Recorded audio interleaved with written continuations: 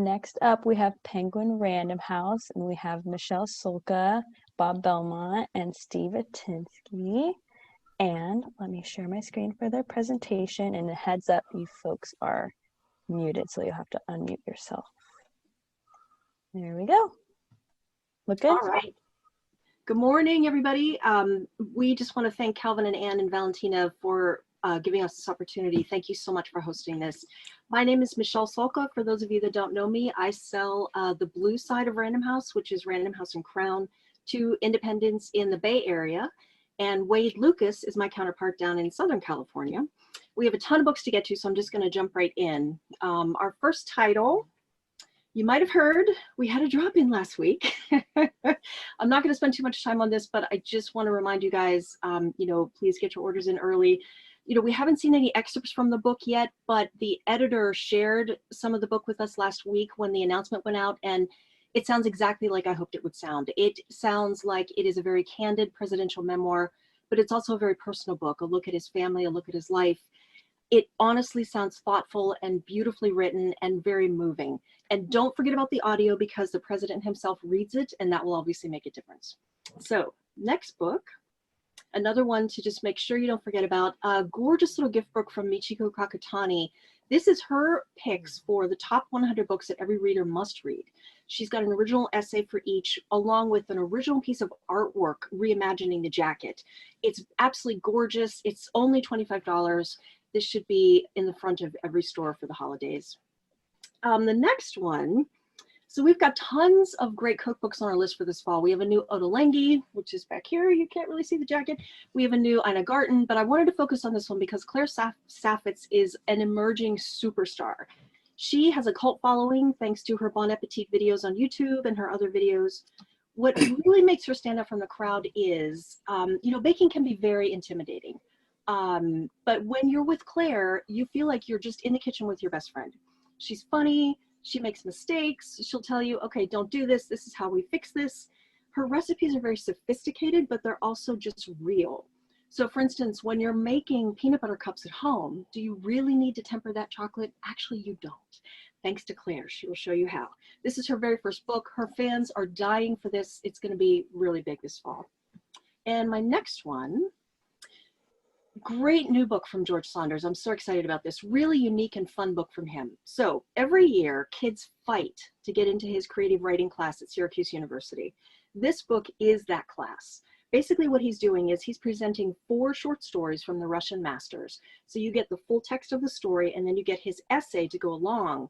And he breaks down each story. Why is it brilliant and how is it brilliant? And whether you're a budding writer yourself or not, this book is absolutely magical, because what George is doing is he's reminding us fiction is not just entertainment.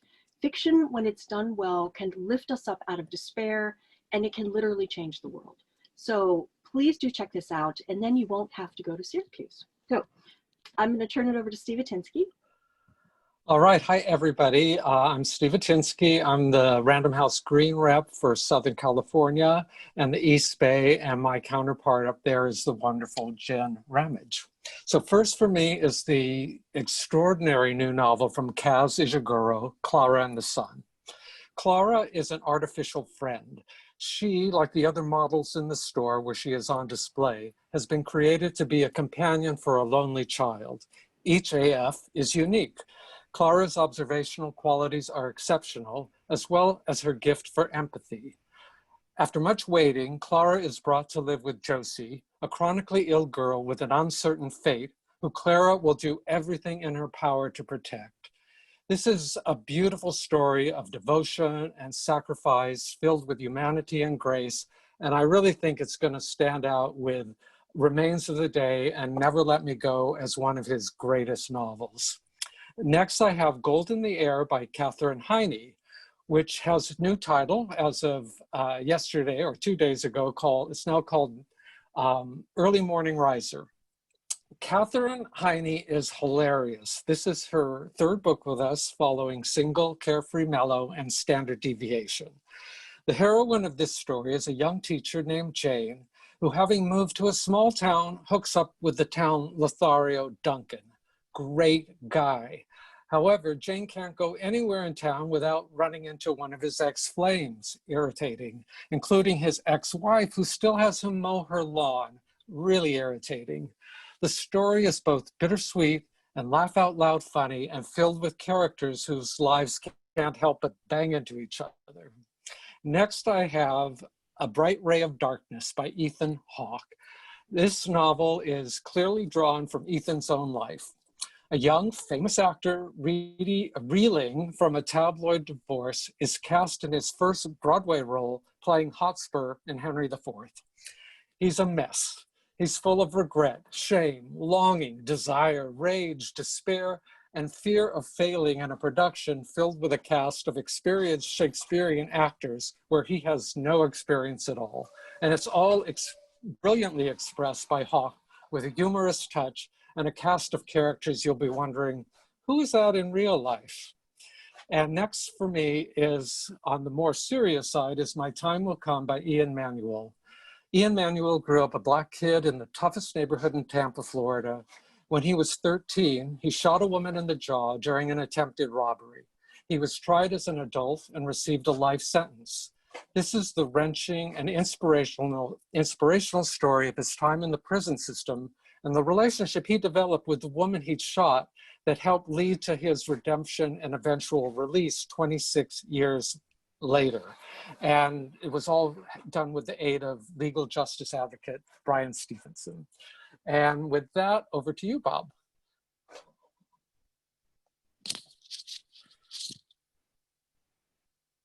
Hi. Good morning. I'm Bob Belmont. I share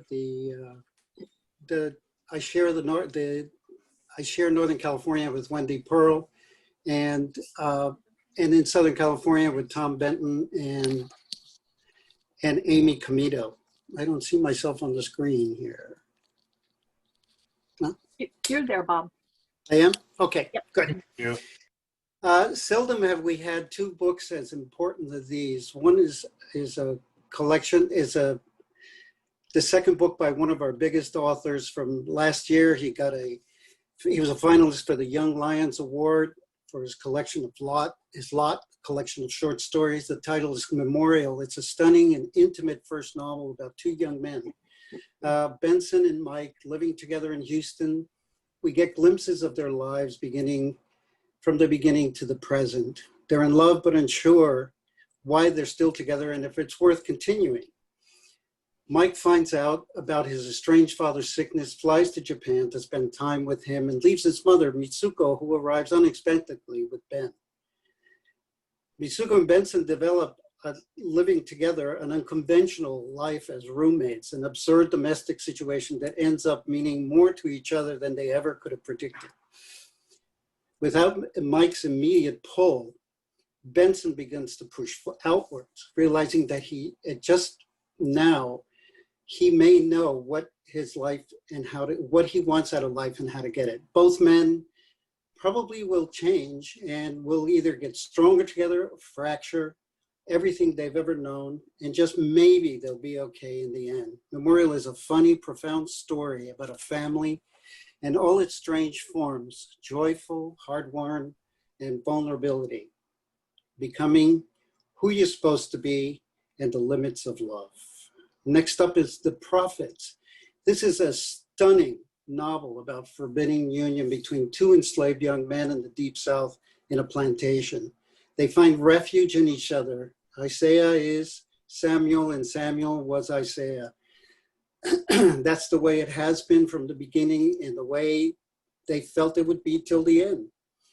In a barn, they tended to animals, but also to each other, transforming the shed in a place of human refuge, a source of intimacy and hope in a world ruled by vicious masters. With lyricism reminiscent of Toni Morrison, Jones summons the voices of slaver, the enslaved, alike with the story of these two men, from preacher to calculating slave master, and women that surround them. Women who have carried the soul of the plantation on their shoulders. The prophet masterfully reveals the pain and suffering of inheritance, but it's also filled with hope, beauty, and truth, portraying the enormous power of love. Next up is We Gather, We Gather Together. These are the kind of books that I really like.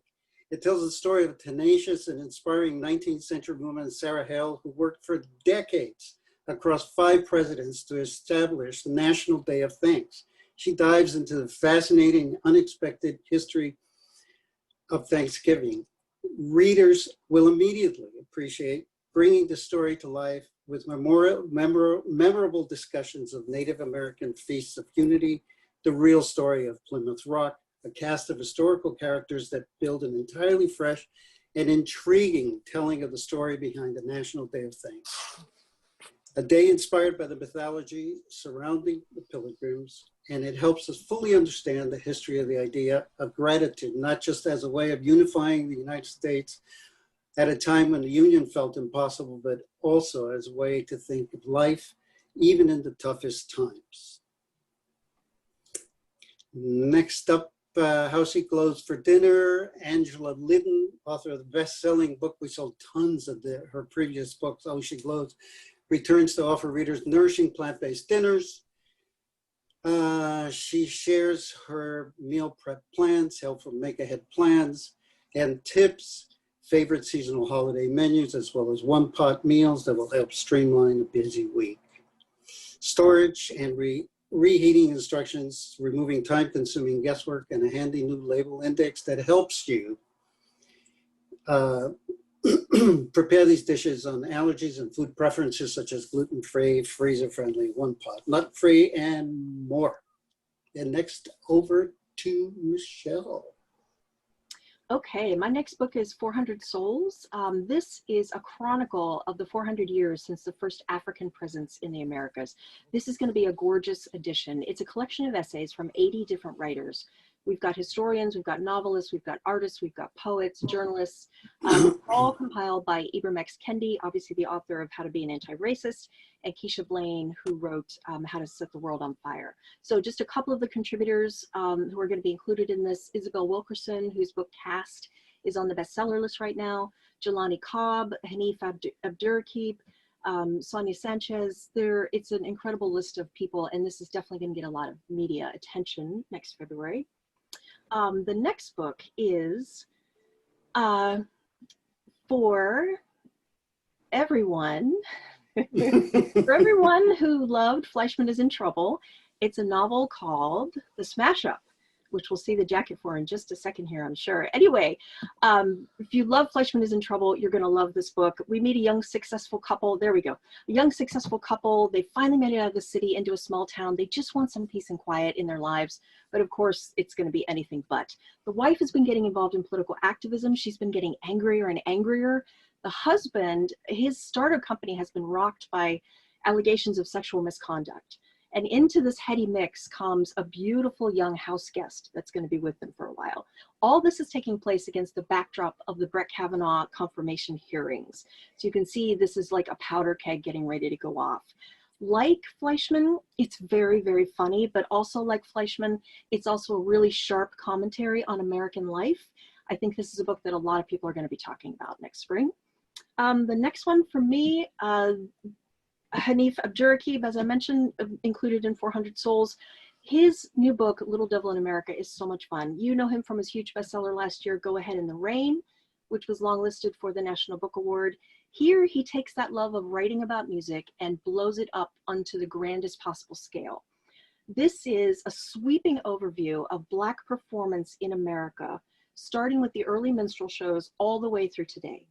And all of the examples that he gives in this book, including Beyonce's performance at the Super Bowl, have important resonance in both Black and white culture, in both Black and white politics, not just here in America, but all across the world. This is a powerful, rich, and very timely book from him. And my next one, it is August 1897. We join a young captain on board his ship. Oh, we're back on the Madhouse, sorry, yeah. Madhouse at the end of the earth. The captain is leading a new expedition to Antarctica. The ship is called the Belgica, and this is the era of exploration and of empire building. And Belgium, little Belgium, is determined to have their share of it. So they finance the ship, it's the hope of the nation, and it sails off. Things go bad right off the bat. and they get worse, and then they get worse. This goes from dark to darker. They get stuck in the ice for an entire winter. It just gets crazier and scarier, but you cannot put this book down. This was honestly one of my favorite reads on the whole list, and I know that a lot of my colleagues around the country agreed with me. It is a great testament to the limits of human endurance, but it's also a wonderful reminder that as bad as things get, they can always be worse. So with that, I hand it back over to Steve. Oh, okay, Michelle. Next for me is The Liar's Dictionary by Ellie Williams. I love this novel. It's about a shy Victorian lexicographer who is on a team putting together a monumental multi-volume dictionary. Suffering from the ridicule of his office mates and unrequited love, he begins to make up words that express his inner narrative, and he enters them into the dictionary. In the present day, a young woman is the last remaining employee of this never completed enterprise, which is being converted to digital. Her job is to find the Mountweasels. Those are those false entries in works of reference used to safeguard against copyright infringement. But she keeps being interrupted by bomb threats from a man who is furious that the definition of marriage is being changed. This is a charming Revenge of the Nerd tale that will be catnip for word geeks. Send for Me by Lauren Fox. This is a bit of a departure for Lauren, who has written 3 domestic comedies for Knopf. This is a historical novel set in Germany in the 1940s and Milwaukee in the present day, with 3 generations of women from the same family wrestling with what it means to lose home. At the core of the novel is Anne Leese, who grows up working in her parents' bakery outside Frankfurt and who flees to America with her husband and baby when the Nazis come to power, leaving her parents trapped in Germany. This is a book about mothers and daughters, about loyalty and self-preservation, and it's based on letters that Lauren found written by her grandmother from Germany. Next, I have Brood by Jackie Polson. This is a much heralded debut novel about a woman trying to keep her 4 chickens alive as a brutal Minnesota winter descends. But what she's really thinking about is a miscarriage that happened a few years earlier. It is wise, but also funny, as our narrator tends to her chickens and tries to protect them. We got an early read from Joy Williams, who says, "Brood abounds with wit, charm, and the very mystery of being." I'm very pleased to tell you about a new novel from Jhumpa Lahiri, Whereabouts. This tells the story of 1 year in the life of an unnamed woman living in a city very much like Rome. She's hungry for connection, but holds herself apart. She yearns for intimacy, but is paralyzed by fear and depression and her own isolation. She is both tormented and sustained by her memories, including those of a man she might have had a life with and who she still currently sees around the plaza. As always with Jhumpa, the writing is exquisite. And with that, back to you, Bob. Hi. Gold Diggers, a novel. This is actually, I would say, a brilliant new novel by an Indian American who dabbles in magical realism. It's a coming of age story.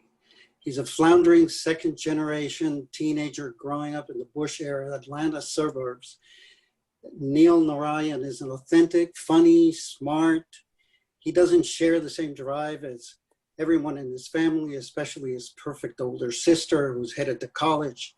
His parents' expectations for him are just as high. He tries to want this version of success, but mostly Neil just wants to be with his neighbor across the street, Anita Dayal. But Anita has a secret. She and her mother, Anjali, have been brewing an ancient alchemical potion from stolen gold that harnesses the ambition of the jeweler's original owner. Anjali's own mother in Bombay didn't waste this precious portion on her daughter, favoring her sons instead. Gold Diggers, it really balanced social satire with magical realism. It's a classic striver story that skewers the model minority narrative, asking what community must do to achieve the American dream. Razor sharp and deeply funny prose, he perfectly captures what it is to grow up as a member of a family of Indian Americans. It also is a novel about that entertains, and the levels of critique of what Americans of color must do to make their way. Next up, professional troublemaker from the New York Times bestselling author, I'm Judging You, a humorous book that talks about how to tackle fear with humor and honesty, guided by the influence of her inspiring and professional troublemaking grandmother. She walks us through what we must get right with ourselves before we can do the things that scare us, how we should use our voice for greater good, and how to put movement into the voice we've been silencing. This is one of my absolute favorite books. Camilla Pang was diagnosed with autism spectrum disorder at the age of 8, and she struggled to understand the world around her. Desperate for a solution, she asked her mother if there was an instructional manual for humans that she could consult. With no blueprint to life, she began to create her own using a language she understood best, which was science. The lifelong project eventually resulted in An Outsider's Guide to Humans, an original and incisive exploration of human nature and the strangeness of social norms written from the outside looking in, which is helpful even to the most neurotypical thinker. Pang uses a set of scientific principles to examine life's everyday interactions and unique perspective of the world. And she tells us much about ourselves, who we are, and why we do the things we do. It's a fascinating and enlightening guide to living a happier and more connected life. I love Eula Bliss. I know the book is out, but she always blows me away, everything she writes. She says her adult life can be divided into 2 distinct parts: the time before I owned a washing machine and the time after. Having just purchased her first home, she now embarks on a pretty hysterical and risky self-audit of the value system that she bought into. The result is a radical interrogation of work, leisure, and capitalism. Through a series of engaging exchanges in libraries, laundromats, bar stools, and backyard fences, she examines our assumptions about class and property and the ways we internalize and the demands of capitalism. She offers an uncommonly and immersive, deeply revealing new portrait of work and the accumulation and consumption and the value of time and how we spend it. And over to Michelle. Okay, I know we're running up against the clock, so I'm just going to go through my last few a little quickly here. Ms. Benson's Beetle from Rachel Joyce. You know her from The Unlikely Pilgrimage of Harold Fry, which is such a gorgeous book.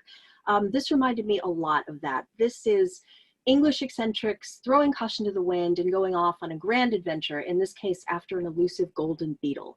This is the perfect escape book, and it's also a trade paper original, which I hope will help people come to it more quickly. The next one, very, very exciting, Ready Player 2 from Ernest Cline. Honestly, we don't have a ton of information about this. We haven't had anything to read yet. It's a little hush-hush, but talk about a great escape book. This is definitely a world that I'm looking forward to jumping back into and staying in for a while. Next, we have How Beautiful We Were from Mbolo Mbui. You know her from her novel Behold the Dreamers, but this book is really her magnum opus. She spent 17 years writing this. A story of a young girl growing up in an African village, much like the one she grew up in Cameroon. A foreign oil company has come in and is poisoning everything, including the minds of the people, unfortunately. It's a ground's-eye view of colonialism. It's a stunning story of this young girl who kind of grows up to be a warrior, and the importance of fighting for what you know is right, even when you know the odds are impossible. That's going to be coming in March. The next one, Under a White Sky, The Nature of the Future by Elizabeth Colbert. This is a perfect companion to The Uninhabitable Earth. After I read that book, I just wanted to go in my bed and hide under the covers for like a month. But this book is the opposite because it really gives you hope. There are so many fantastic scientific investigations going on to combat climate change, and each chapter she breaks down one of them. One is turning carbon into literal stone, but the most fascinating one is there's actually a plan that they're looking at shooting tiny particles of diamonds into the sky in order to deflect the sunlight and stop the warming. The only thing is, if they do this, it will turn the sky from blue to white, which is just crazy to think about. So, and then my last one, a new book from Paula McLean. Of course, we know her from her historical fiction, The Paris Wife, Circling the Sun. This is something totally different from her. This is a straight up contemporary thriller. A San Francisco detective has gone through a terrible trauma. She escapes up to a cabin in the woods outside of Mendocino. She just wants to be left alone, but of course she gets involved in a murder investigation up there. The writing is phenomenal. I think this is easily the best thing she's ever done. I would definitely put it on a level with Ton of French, with Kate Atkinson, even Louise Penny, although it's much, much darker than that. Please do check this out when it comes out. I was blown away by this book. It's fantastic. So back over to Steve. All right, Crying in H Mart by Michelle Zauner. I adore this book. Michelle Zauner is a Korean-American indie rock star known as Japanese Breakfast. Here she's written a beautiful love song to her mom, who died when Michelle was only 25. H Mart, in case you don't know, is a massive chain of Korean grocers that exists both in America and in South Korea. And so many of Michelle's memories of her mother are connected with the food they ate. Michelle grew up in Eugene, Oregon, the only Asian American kid at her school. She went to college in the East. That's where she started her rock band, all the while feeling increasingly distant from her Korean heritage. It was her mother's terminal diagnosis that forced Michelle into a reckoning with her identity and brought her to reclaim the gifts of taste, language, and history that her mother had given her. Another book I love is The Bad Muslim Discount by Saeed Masood. This is a funny, big-hearted, inclusive novel about Muslims living in San Francisco. The story has two narrators, Anwar, whose family immigrated from Pakistan.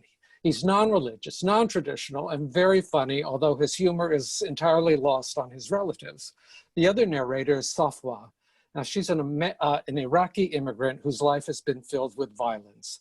Their lives converge at the Trinity Gardens apartment, where the landlord is described as someone who only rents to broken people that no one else would pay full price for. Next, I have A Tip for the Hangman by Alison Epstein, another book I love.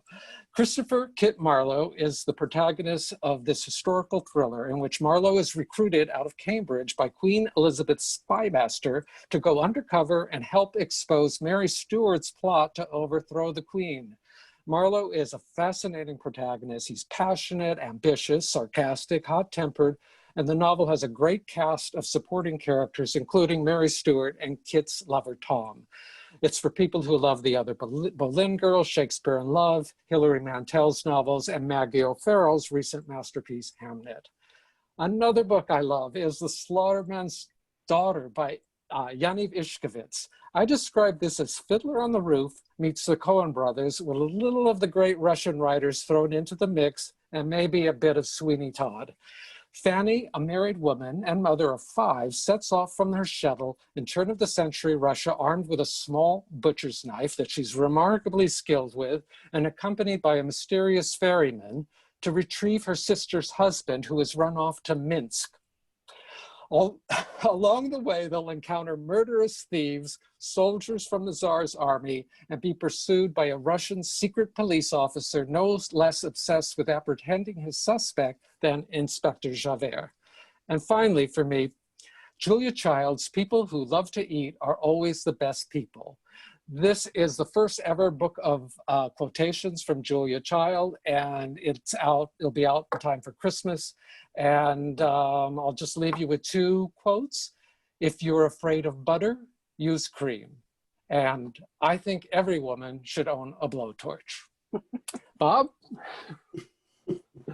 Okay, I'll do this in 1.5 minutes. Missionaries. This is set in Colombia among other fronts of American wars as 4 people's lives become fatally entangled thanks to our country's gift for projecting its power into situations it half understands. Missionaries says volumes about the toll of our endless worldwide war footing, but it also unfolds with an irresistible suspense and a high-end thriller. This is one of my favorite books, and I'm just going to blow right through this. It's a sophisticated fairy tale for a 21st century in which Cinderella, 13 years into her marriage, is on the brink of leaving her supposedly perfect life behind. Faced with limited options, Cinderella seeks out a witch, one known for magnificent curses and a reputation for helping spurned women. But her husband's life hanging in the balance and her own reality crumbling, Cinderella quickly finds herself reevaluating the fairy tale that she's been led to believe in. And then I want to spend a little time on Wintering, because this is a favorite of my colleague Wendy Pearl and of most of us at the field. It's a moving personal narrative shot through the lessons from literature, mythology, and the natural world. May's story offers instruction on transformative power of rest and retreat. Illumination emerges from many sources: solstice celebrations, hibernation, swimming in icy waters, and sailing the Arctic seas. Ultimately, she invites us to change how we relate to our fallow times. She models an active acceptance of sadness and finds nourishment in deep retreat. Joy to the hushed beauty of winter, and encouragement in understanding life as a cyclical but not linear. A secular mystic, she forms a guiding philosophy for transforming the hardships that arrive before ushering in a new season. Quite reminiscent of C.S. Lewis and Cora Louise Bennett. Nosedive, I love this book. I just loved it. I'm not gonna have time. Just give me time. McGee takes us on a century-filled adventure. We sniff the ordinary: pavement, bonfires and cut grass; the extraordinary, fresh bread, wine and chocolate; the delightful, roses and scents and vanilla; and the unpleasant, skunks and rotten eggs. He distills the science behind the smells and translates it into an accessible and entertaining guide, incorporating the latest insights of sensory biology and flavor chemistry, interwoven with personal insights that it reveals our sense of smell has the power to expose the invisible, intangible details of our material world and life, to trigger us in the feelings that are the very essence of being alive. And of course, those who know me know that this is my kind of book. In the shadow of the Pyrenees, with intimacy of a diarist, he reckons with the ghost of his parents, the current specters of his divorce, his children, and careers of his addictions. Narrated in a single setting, he's with unswerving honesty. He explores his identity after a great loss. What a person without a marriage or without parents, can it survive? What is a person when it's faced with the memories of those of being alone? He's an acclaimed poet and novelist in Spain. This autobiographical novel takes his work to a whole new different level. I have called it a work of art on how to cauterize pain. It's a meditation on loss and powerful exploration of a person who is both ordinary and extraordinary. And that's it. Thank you very much.